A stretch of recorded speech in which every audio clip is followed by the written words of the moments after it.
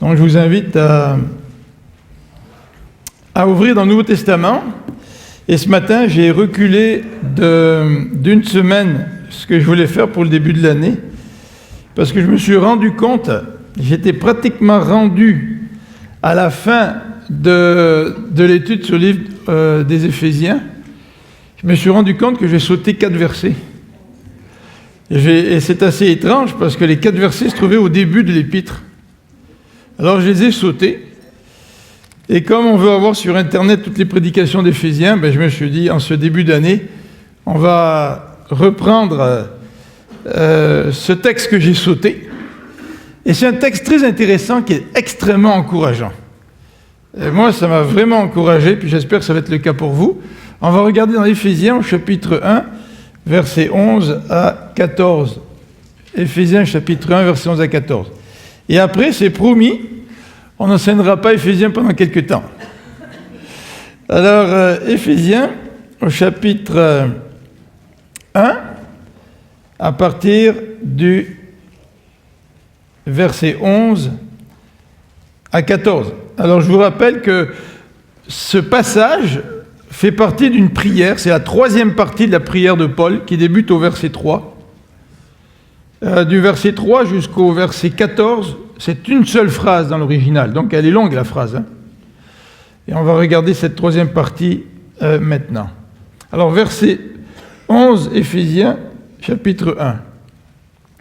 En lui, nous sommes aussi devenus héritiers, ayant été prédestinés suivant le plan de celui qui opère toutes choses d'après le conseil de sa volonté, afin que nous servions à célébrer sa gloire, nous qui d'avance avons espéré en Christ.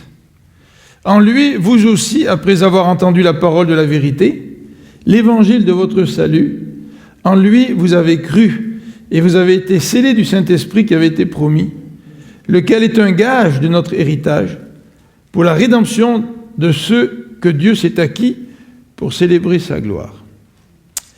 On va prier ensemble. Seigneur notre Dieu, merci pour ce texte. Comme nous l'avons joué pendant l'offrande, ta parole est une lampe à nos pieds et une lumière sur notre sentier. Seigneur, comment se diriger aujourd'hui, alors que toutes sortes de voix se font entendre autour de nous? Et sous prétexte de la tolérance, nous devons accepter n'importe quoi, de n'importe qui. Et Seigneur, dans notre société aujourd'hui, la norme, c'est la tolérance. Et même le fait d'être tolérant devient tellement important que nous en devenons intolérants envers ceux qui n'acceptent pas n'importe quoi. Et Seigneur, pourtant, malgré cette tolérance qui semble régner dans notre société, beaucoup de gens ne tolèrent pas ta parole. Beaucoup de gens ne veulent pas se soumettre à toi. Beaucoup de gens ne comprennent pas que tu es un Dieu d'amour, qui a un plan, et tu veux que nous faisions partie de ce plan. Donc Seigneur, je veux te prier pour que ce matin tu puisses nous parler par ta parole, nous encourager. Peut-être tu vas nous laisser avec des questions. Peut-être que tu vas nous laisser avec un défi dans notre vie personnelle. Peut-être que tu vas nous encourager dans ce que nous vivons. Peut-être que tu vas nous reprendre aussi, quel que soit ce que tu veux faire avec ta parole aujourd'hui, Seigneur. Fais-le dans notre cœur. Que tu puisses nous parler. Au nom de Jésus-Christ, nous te prions. Amen.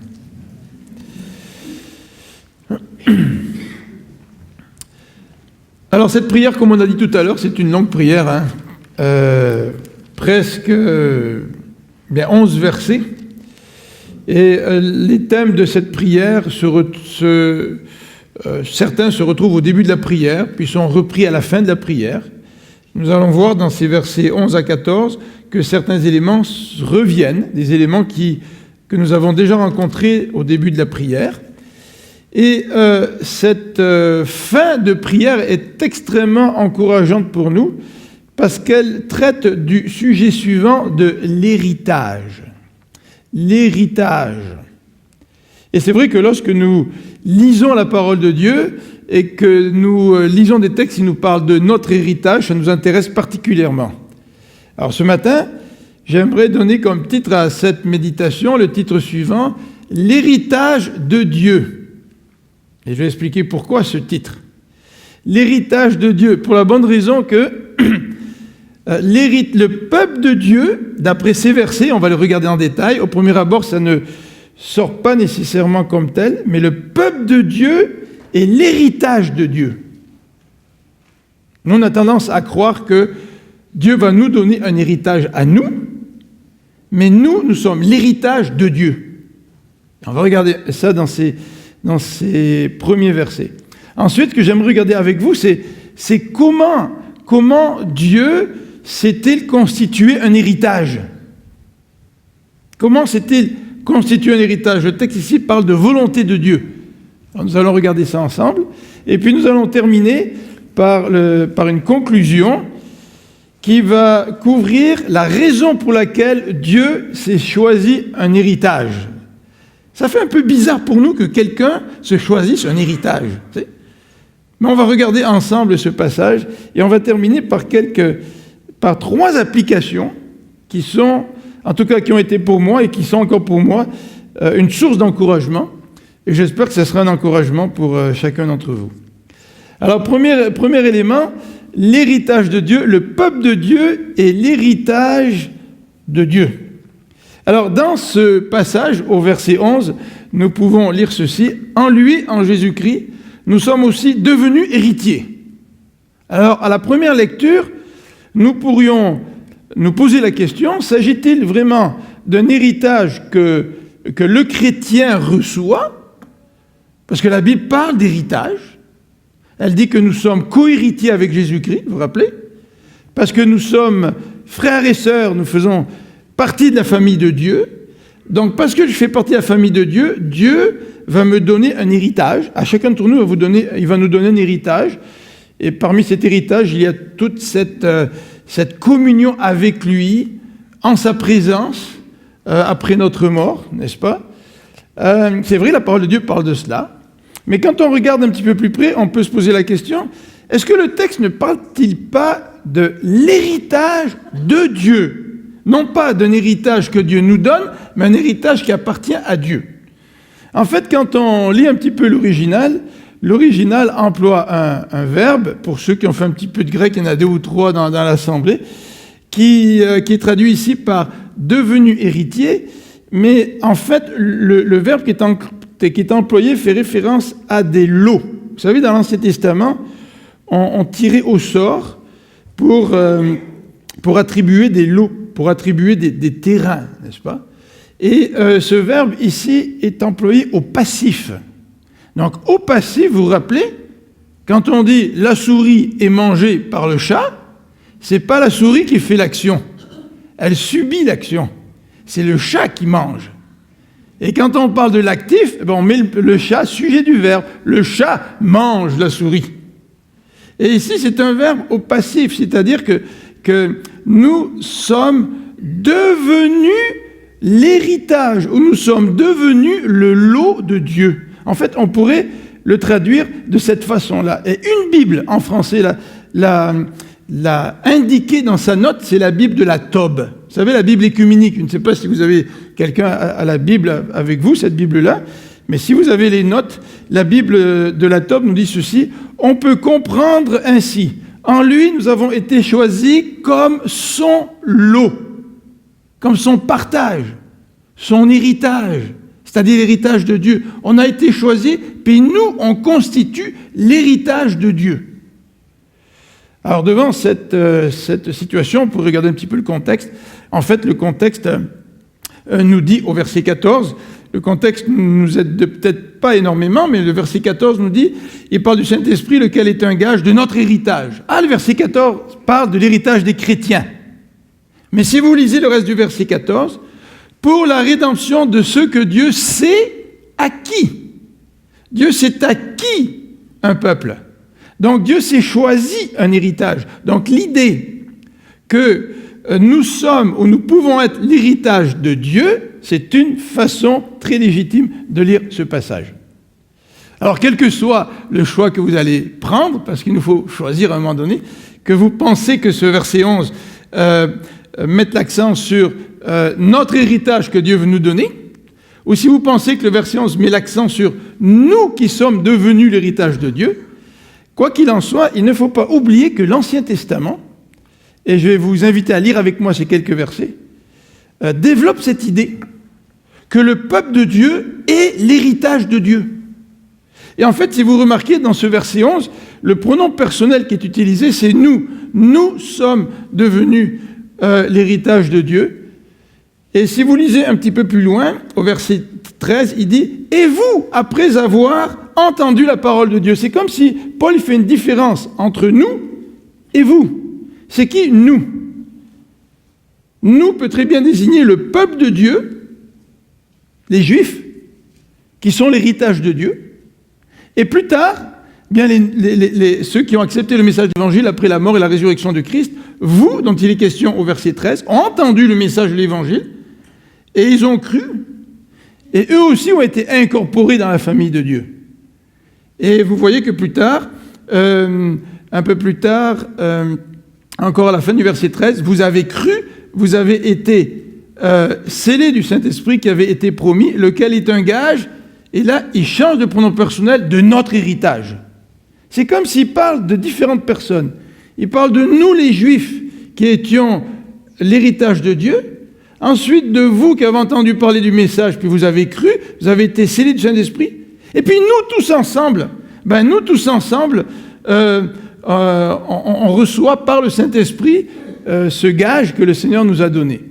Alors, regardons quelques textes dans Deutéronome, premièrement au chapitre 32, Deutéronome, au verset 9, Deutéronome, verset 9, chapitre 32, verset 9. Alors, le texte nous dit ceci, « Car la portion de l'Éternel, la portion, c'est le lot, la part qui revient à l'Éternel, c'est son peuple. Jacob est la part de son héritage. » Et Jacob symbolise le peuple d'Israël. Donc Israël fait partie de l'héritage de Dieu. Si vous regardez dans 1 Roi, vous vous rappelez cette fameuse prière de Salomon lors de la dédicace du temple. 1 Roi, chapitre 8, au verset 51. Le texte se lit comme ça.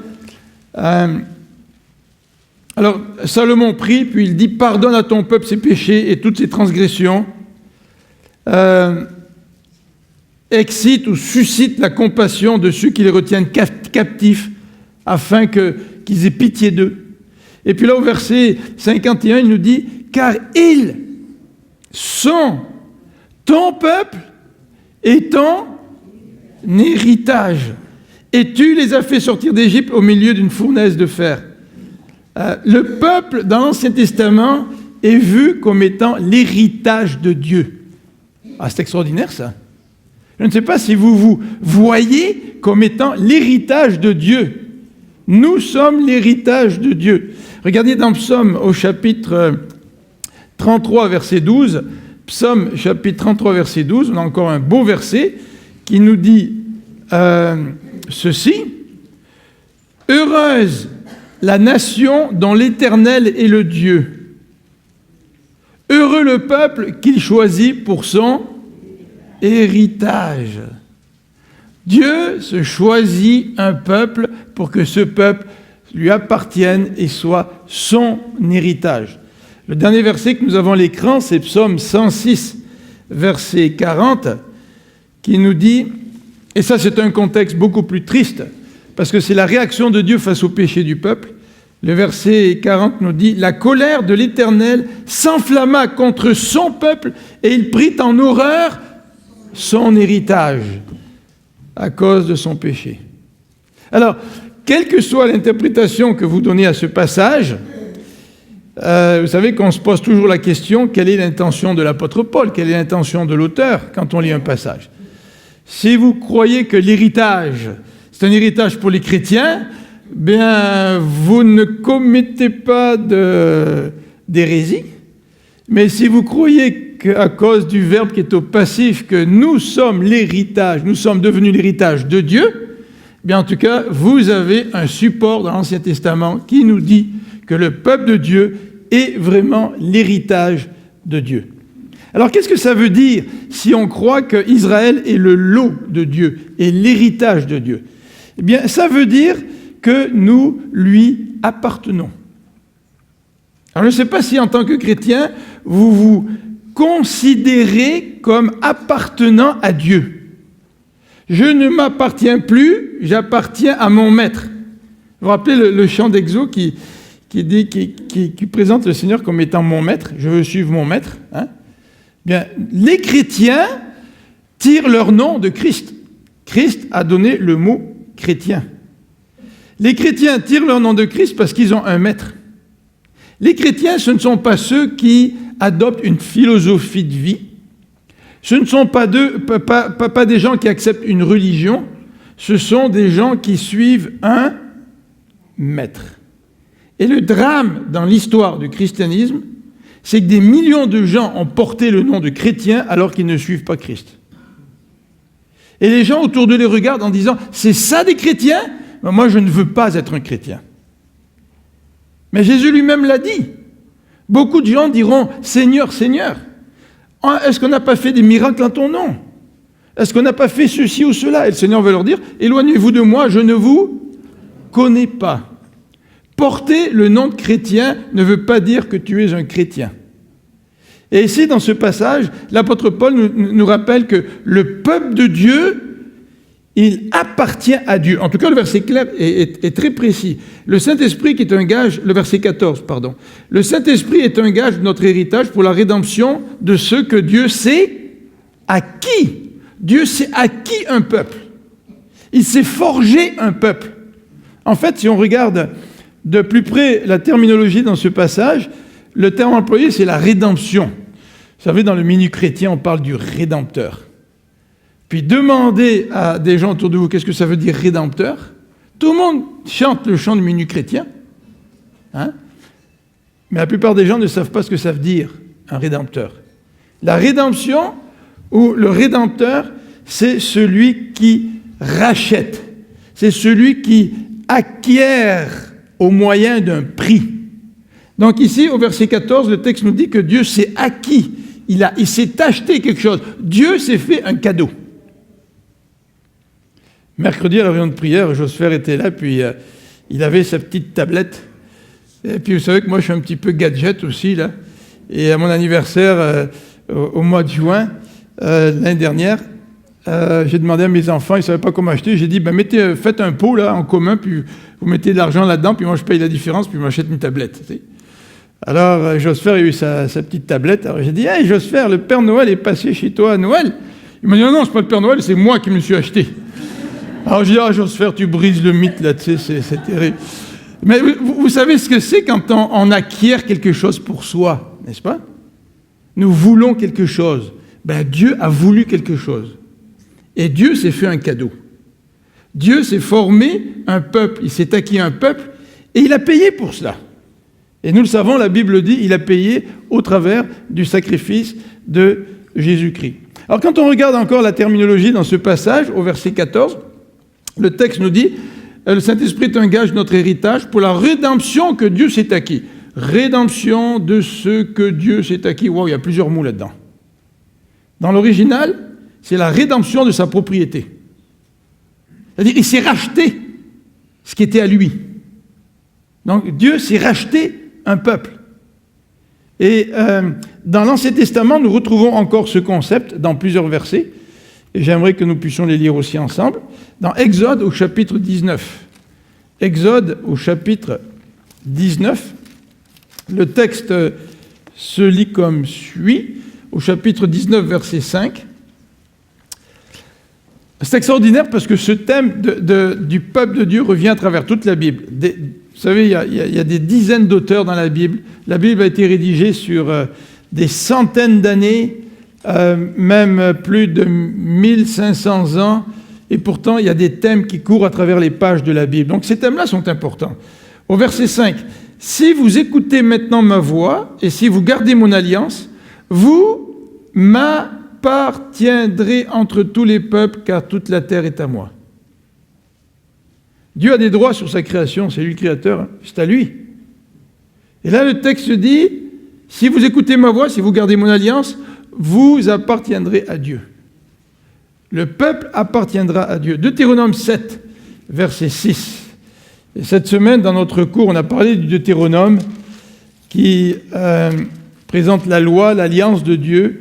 Le chapitre 7 du Deutéronome, verset 6, nous dit « Car tu es un peuple saint pour l'Éternel ton Dieu. L'Éternel ton Dieu t'a choisi pour que tu puisses être heureux, pour que tu puisses te sentir bien, pour que tu n'aies plus de problèmes. » Ce n'est pas du tout ce que le texte nous dit. Le texte nous dit, Dieu t'a choisi pour que tu sois un peuple qui lui appartienne entre tous les peuples qui sont sur la surface de la terre. Nous sommes un peuple, le peuple d'Israël, et bien sûr nous aussi, nous sommes un peuple qui appartient à Dieu. Le chapitre 14 de Deutéronome, au verset 2, renchérit en disant « Car tu es un peuple saint pour l'Éternel ton Dieu, et l'Éternel ton Dieu t'a choisi pour que tu sois un peuple qui lui appartienne entre tous les peuples qui sont sur la surface de la terre. » Alors ce verset-là répète celui que je viens de lire. Et le chapitre 26, au verset 18, nous dit ceci, chapitre 26, verset 18. « Aujourd'hui, Dieu t'a fait promettre. » Là, il y a quelque chose d'extrêmement solennel. Hein. Aujourd'hui, Dieu t'a fait promettre que tu seras un peuple qui lui appartiendra, comme il te l'a dit, et que tu observeras tous ses commandements. Vous savez qu'une des significations du baptême, Marie-Garline veut se faire baptiser, Diane aussi, une des significations du baptême, ça veut dire que nous avons un maître. Ah, nous, on pense au baptême, vous savez, qui symbolise notre mort, et nous associons à Christ dans sa mort et sa résurrection. Oui, c'est vrai. C'est vrai, bien sûr. Mais le baptême est un geste public qui signale notre allégeance à un maître. Et de se faire baptiser sans vouloir se soumettre à un maître, c'est d'observer un rite en lui enlevant tout son sens. Dans Malachie, au chapitre 3, Malachie, c'est le dernier livre du Nouveau Testament. Malachie, chapitre 3, vers l'Ancien Testament. Je me rends compte que vous écoutez bien, hein. Il faut que je fasse attention à ce que je dis. C'est Malachie, au chapitre 3, verset 17. Malachie, chapitre 3, verset 17. C'est le dernier livre de l'Ancien Testament, Malachie. Merci. Malachie, chapitre 3, verset 17. Alors là, il est question d'un retour du peuple vers Dieu, des gens qui craignent l'Éternel. Et le texte nous dit au verset 3 que l'Éternel fut attentif, il a écouté, et un livre de souvenirs fut écrit devant lui pour ceux qui craignent l'Éternel et qui honorent son nom. C'est intéressant parce que le livre de souvenirs fait penser au livre de vie dans l'Apocalypse. Et ils seront à moi, dit l'Éternel des armées, ceux qui craignent Dieu, ils m'appartiendront au jour que je prépare, j'aurai compassion d'eux, comme un homme a compassion de son fils qui le sert. C'est intéressant. Dans des jours d'effroi, dans des jours de difficulté, Dieu va penser à nous, parce que nous le craignons et que nous lui appartenons, il aura compassion de nous. Vous savez qu'il y a des gens qui ont peur de la fin du monde. Et il y en a d'autres qui rigolent de la fin du monde. On a parlé du calendrier Maya, vous vous rappelez, là, puis c'était quoi, le 21 décembre ou le 22, je ne sais plus trop, là, exactement. Certains parlaient de la fin du monde. Et des gens ont peur de la fin du monde. Récemment, sur Internet, on parlait d'une... je ne sais pas si c'est un astéroïde, ou je ne sais pas comment on dit, qui est passé pas très loin de la Terre. Enfin, pas très loin, c'est quelques... Et puis on disait qu'en 2029 ou 2030, dans ce coin-là, elle repasserait puis qu'elle pourrait toucher la Terre. Vous savez, on fait beaucoup de films sur la fin du monde. Les gens se préoccupent beaucoup de la fin du monde. En tout cas, le Seigneur nous dit que quand il jugera son peuple, ou quand il jugera les peuples, ceux qui le craignent, eh bien, et parce qu'ils lui appartiennent, seront l'objet de la compassion de Dieu. Et ici, dans Malachie, il nous dit la compassion de Dieu comme un homme a compassion de son fils qui le sert. Et c'est intéressant de voir la relation entre Dieu et son peuple qui est comparée entre un père et son fils. Un père qui a la compassion, qui a l'amour pour son fils. Voilà une des conséquences du fait que nous appartenons à Dieu. Alors cet enseignement-là est fondamental, et j'aimerais souligner pourquoi c'est fondamental. Parce que la Bible nous dit que l'Église est l'héritage et par là même l'acquisition de Dieu. Et je suis appelé à vivre comme appartenant à Dieu. Nous sommes appelés à vivre comme appartenant à Dieu et comme étant l'héritage de Dieu. En fait, Paul, ici, est en train, par anticipation, de parler du mystère qu'il va enseigner dans les chapitres suivants d'Éphésiens. Et je vous ai dit tout à l'heure que le début de ce passage, dans Éphésiens, au verset 11, emploie pour nom personnel, nous sommes devenus héritiers. Et certainement, Paul parle ici des Juifs. Et après, il dit, et au verset 13, en lui, vous aussi. Donc, il parle des croyants maintenant, des païens qui se sont ajoutés. Et il termine en disant que le Saint-Esprit est un gage pour notre héritage. Paul est déjà en train de mettre la table par anticipation à ce qu'il va dire dans Éphésiens chapitre 2, verset 11 et au chapitre 3. Il va parler du mystère. Vous vous rappelez, qu'est-ce que c'est que le mystère? C'est que le mur de séparation entre les Juifs et les païens n'existe plus. Dieu va incorporer dans une même famille des gens qui ne se parlaient pas. Des gens qui se considéraient comme des ennemis. Un Juif ne rentrait pas dans la maison d'un païen. Un Juif ne mangeait encore moins avec des païens. C'était des païens. Et le terme païen devenait même un terme négatif dans la bouche d'un Juif. Et le mystère de Dieu, c'est que quand Christ est mort à la croix et qu'il a pardonné les hommes de leurs fautes, il n'y a plus ni Juif, ni païen. Il n'y a plus ni homme, comme dit Galate, ni femme. Il n'y a plus esclave, il n'y a plus homme libre. Nous faisons tous partie du peuple de Dieu, ce peuple que Dieu s'est acquis comme héritage. Et ça, c'est extraordinaire, parce que l'Église, qui est, comme on en parlait encore, je crois, jeudi soir dans notre cours de l'Ancien Testament, l'Église est un lieu de rencontre de gens de toute race. Il n'y a pas de distinction au niveau des races, distinction au niveau des sexes, distinction au niveau de l'échelle sociale. Nous sommes tous un comme faisant partie du peuple de Dieu. Quand j'étais à Los Angeles en 90 ou 91, je ne me souviens plus exactement, je suis parti suivre un cours là-bas, puis on a visité plusieurs églises, puis un dimanche matin, je suis allé dans l'église de Jack Efford, Foursquare Church. Et c'est lui qui a écrit le chant Majesté. C'est un pasteur qui a écrit plusieurs chants, des centaines de chants, dont le célèbre chant Majesté. Puis je suis rentré dans cette église, il y avait peut-être 4000 membres, là, puis c'était la journée ou la fin de semaine où la guerre du Golfe venait d'éclater. Et j'étais marqué par voir toute la représentation multiculturelle de cette église. Et durant le service, ils ont fait lever des gens qui avaient un père ou un fils qui était soldat, qui partait à la guerre. Ils ont fait lever quelqu'un qui avait dans sa famille, un peu plus élargie, un homme ou une femme qui partait à la guerre. Puis ils ont fait lever des gens qui connaissaient quelqu'un qui partait à la guerre. Tu sais, pratiquement tout le monde était debout. Et on voyait toute ce peuple de Dieu et l'accomplissement de la promesse faite à Abraham, de toutes les nations seront bénies en Abraham. Et on le voyait là. On le voyait. Et après, quand on a fini le service, je suis parti dans une autre église.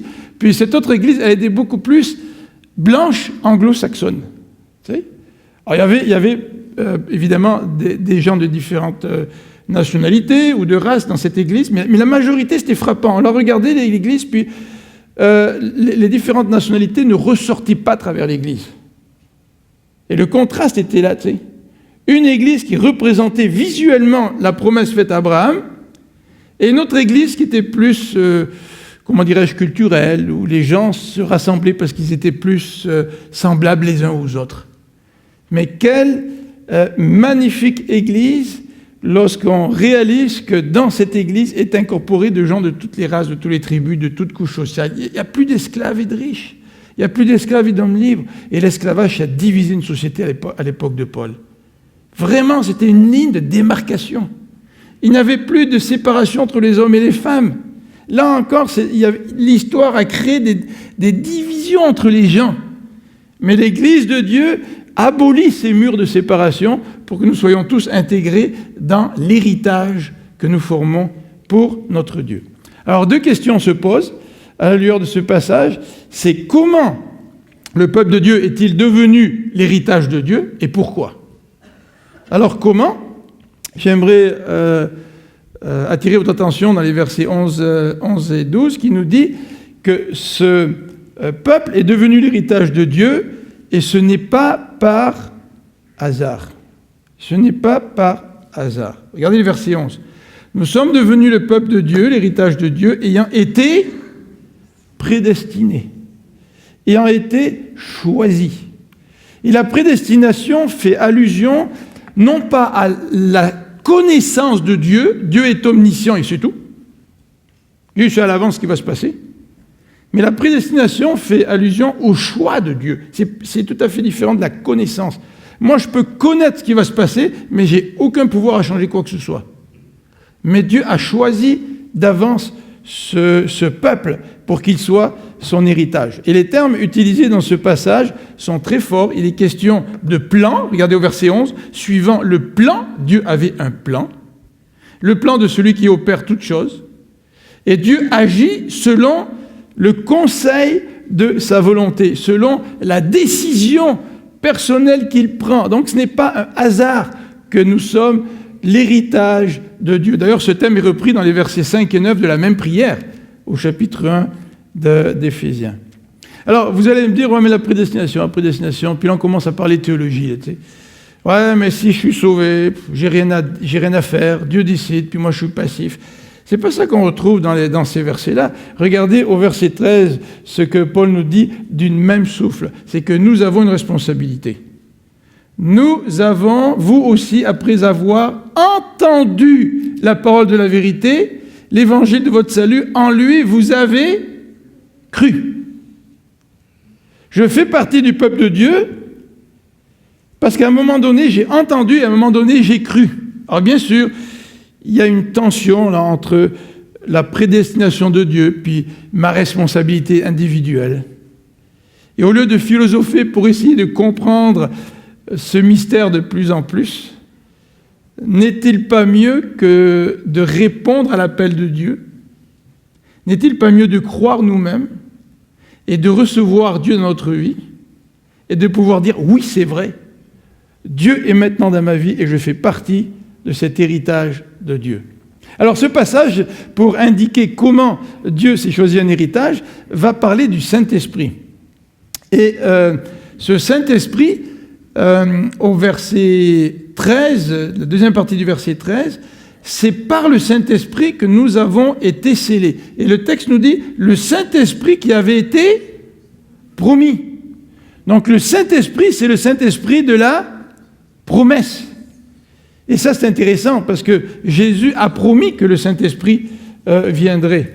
Et dans l'évangile de Jean, au chapitre 15 et verset 26, Jésus dit ceci. Quand sera venu le Consolateur que je vous enverrai de la part du Père, l'Esprit de vérité qui vient du Père, il rendra témoignage de moi.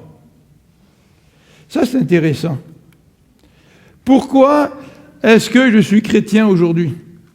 Qu'est-ce qui me dit que je suis chrétien aujourd'hui? Je me souviens, quand j'étais à Toronto, j'étudiais à l'université, puis j'avais parlé à un de nos voisins, puis il me disait « Ah, toi, ton père était chrétien, t'es conditionné, tout le monde est conditionné, là, tous ceux qui sont chrétiens. » Puis j'ai répondu ceci, j'ai dit « La majeure partie des chrétiens ne sont pas issus d'une famille chrétienne. » Et pourquoi je sais que je suis chrétien? C'est pas parce que quelqu'un me passe un lavage de cerveau, c'est parce que le Saint-Esprit vient en moi. Et parce que par la repentance, je me repens de mes fautes. Et j'exerce la foi en Jésus-Christ qui est mort à la croix pour moi et qui m'a pardonné, ben là je passe à travers une conversion qui est scellé ou confirmé par le Saint-Esprit qui vient en moi. Vous savez, moi, mes parents étaient mon père était pasteur, ils ont été missionnaires pendant 25 ans par la suite. Mais pendant 15 ans de ma vie, là, je savais que je n'étais pas chrétien. Pourtant, je suis dans une famille chrétienne. Pourtant, j'allais à l'église tous les jours. C'est pas ça qui m'a convaincu. Ce qui m'a convaincu, c'est que Dieu est venu habiter en moi. Et qu'est-ce qui me convainc aujourd'hui? Ce n'est pas les autres. Une des raisons pour laquelle je suis sûr que j'appartiens à Dieu, que je fais partie de son peuple, c'est que son esprit habite en moi. Et pas parce que je suis meilleur que les autres, absolument pas. C'est parce que Dieu a pardonné mes péchés et je l'ai saisi par la foi.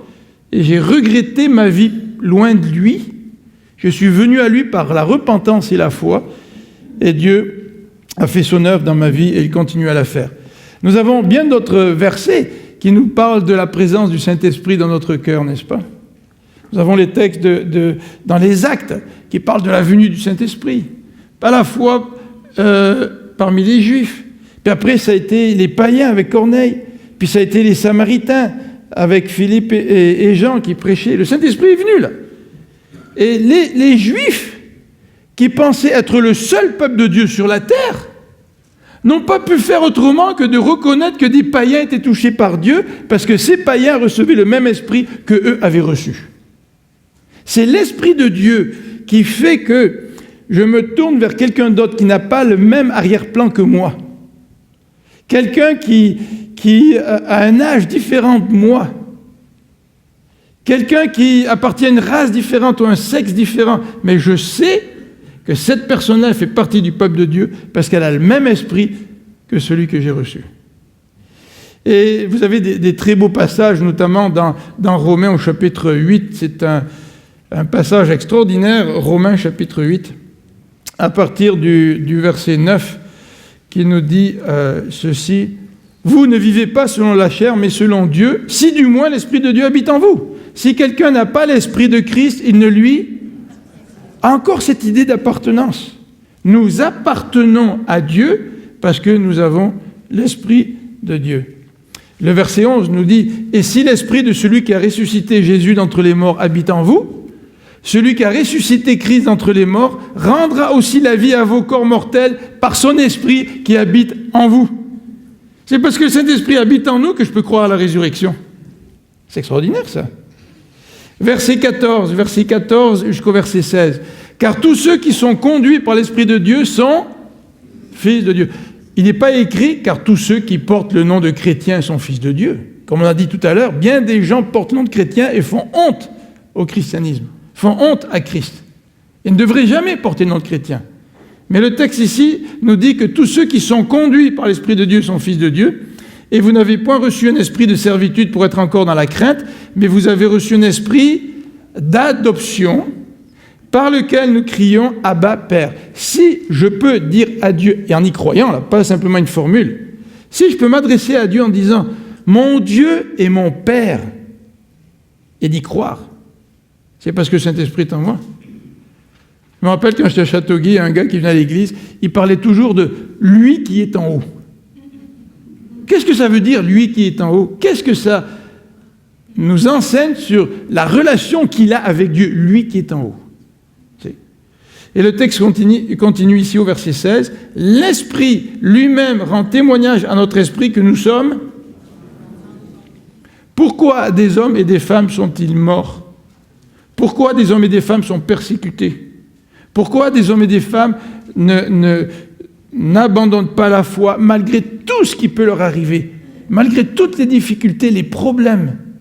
Marie-France m'a dit que, je ne sais pas si c'est Amnesty International ou un organisme comme celui-là, disait qu'il y a une recrudescence de persécution de chrétiens dans certains pays du monde. En Corée du Nord, l'Arabie Saoudite. Et aujourd'hui, on n'en parle pas beaucoup. Mais il y a des hommes et des femmes qui sont prêts à mourir. Sont-ils prêts à mourir parce que c'est quelqu'un qui essaye de les convaincre qu'ils sont chrétiens? Bien sûr que non. Si quelqu'un veut essayer de me convaincre que je suis chrétien puis que ma vie est en jeu, si je ne le suis pas, pourquoi jouer un jeu, tu sais? Mais quand tu as l'Esprit de Dieu et que cet Esprit rend témoignage à ton esprit que tu appartiens à Dieu, il n'y a rien qui peut t'enlever ça. Vous savez, les Huguenots en Europe, en France lors des guerres de religion. Ils ont été persécutés. Et des familles huguenotes étaient persécutées non seulement parce qu'on envoyait le père ramer dans les galères du roi. Vous savez, quand on dit l'expression « c'est la galère hein, », ça avait tout un sens pour eux. Et ils passaient leur vie à ramer, tu sais. Et ils mouraient en tant que rameurs. Mais on enlevait aussi leurs enfants au foyer huguenot protestant à cause de leur foi en Dieu, et on les élevait dans des couvents catholiques. Si le danger pour moi serait été de perdre mes enfants d'un côté ou de suivre Dieu de l'autre, qu'est-ce que j'aurais choisi? Et les huguenots choisissaient d'être fidèles au Seigneur.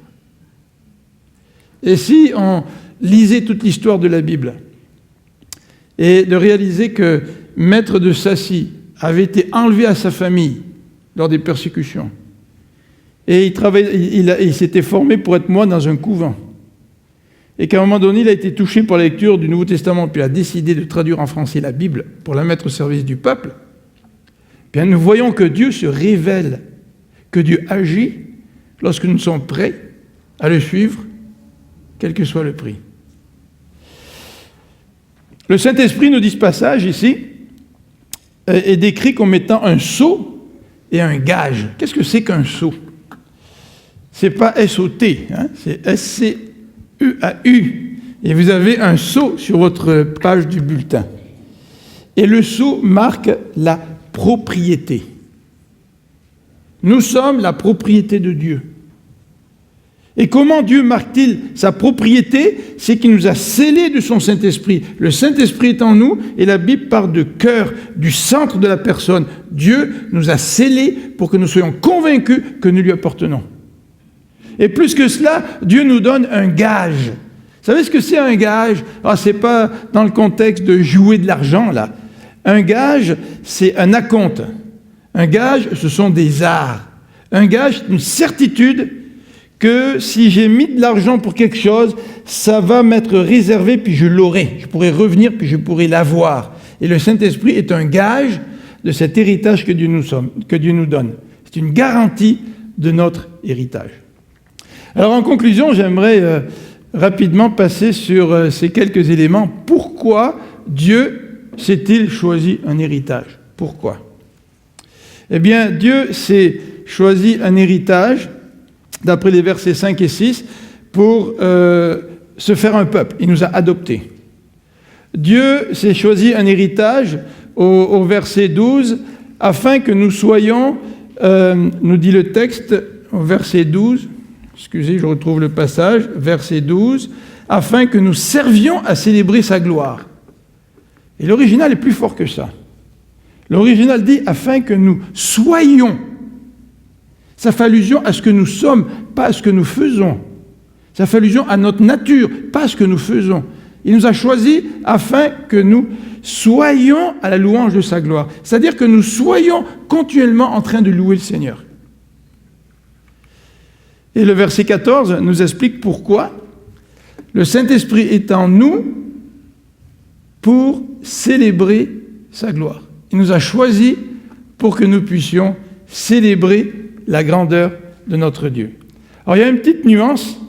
La gloire de Dieu, qu'est-ce que c'est? C'est la révélation de sa personne. Hein? Dieu manifeste sa gloire. Quand on parle de la gloire de sa grâce, on parle de ses actions, des actions de Dieu. Quand Dieu fait grâce, il agit, il pose des actes. Et Dieu s'est choisi un peuple pour que nous puissions non seulement reconnaître sa personne, mais reconnaître ses actes de grâce. Dieu fait preuve de grâce quand il nous choisit et qu'il fait de nous un peuple. Alors je vous laisse avec ces deux versets à l'écran, vous pouvez les écrire si vous voulez, c'est des très beaux versets. Notamment, on va quand même regarder le verset de Jérémie au chapitre 13. Il est tellement beau ce verset-là, Jérémie au chapitre 13, au verset 11, qui nous dit ceci. Car comme un homme attache la ceinture au rein d'un homme, comme on attache la ceinture au rein d'un homme. Vous savez que la ceinture, c'est quelque chose qui t'accompagne partout, hein? C'est quand même quelque chose de bien personnel. Ainsi, je m'étais attaché toute la maison d'Israël et toute la maison de Juda, dit l'Éternel, afin qu'elle soit mon peuple mon nom, ma louange et ma gloire, mais ils ne m'ont point écouté. En guise d'application, ce matin, j'aimerais nous laisser sur 3 aspects. Les 3 aspects en rapport avec ces 3 points. Notre appartenance, notre assurance et quel est notre désir. Peuple de Dieu, nous appartenons à Dieu. Nous sommes l'héritage de Dieu. Notre assurance, si nous lui appartenons, quelles que soient les circonstances de notre vie, nous sommes à lui. Nous sommes son peuple. Et ce matin, il y avait ce chant qui revenait dans ma tête. On va le chanter en terminant. Je vais demander à Heather si tu pourrais le jouer. Tu peux le jouer? J'ai la musique ici. Là. Tu peux venir maintenant, on va le chanter ensemble. Mais il y a un passage qui dit « Nous sommes à lui, nous sommes son peuple, nous sommes le troupeau de son pâturage. » Vous vous rappelez ça? Mais de qui aurais-je peur? De qui aurais-je crainte? Si j'appartiens à Dieu, si je suis son héritage, qui ne prendrait pas soin de son héritage? Dieu prend soin de son héritage. Et le dernier élément, c'est certainement un élément qui touche notre réponse. Si nous appartenons à Dieu, nous sommes son peuple.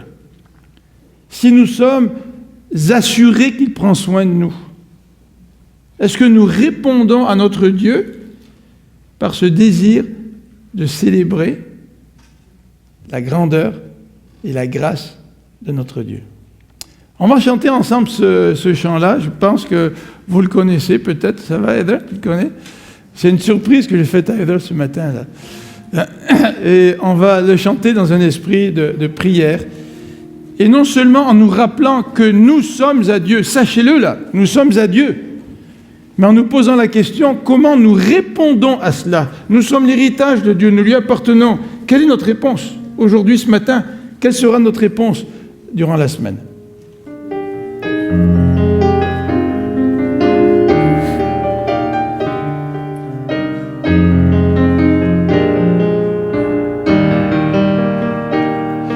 Sachez que l'Éternel est Dieu, c'est lui qui nous a créés.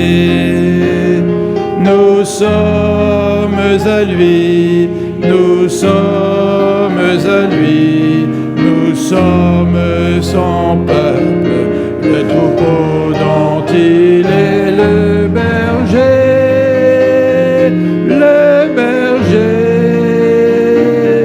Nous sommes à lui.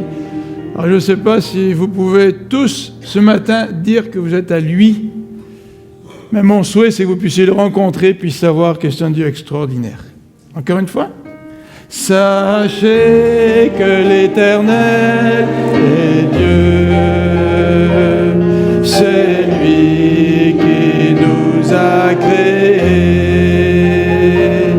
Nous sommes à lui, nous sommes à lui, nous sommes son peuple, le troupeau dont il est le berger.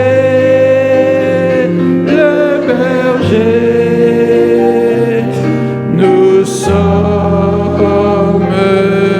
à lui. Que celui qui désire que nous célébrions sa grâce, que lui soit avec vous et que sa grâce nous accompagne tous les jours de cette semaine. Bon dimanche.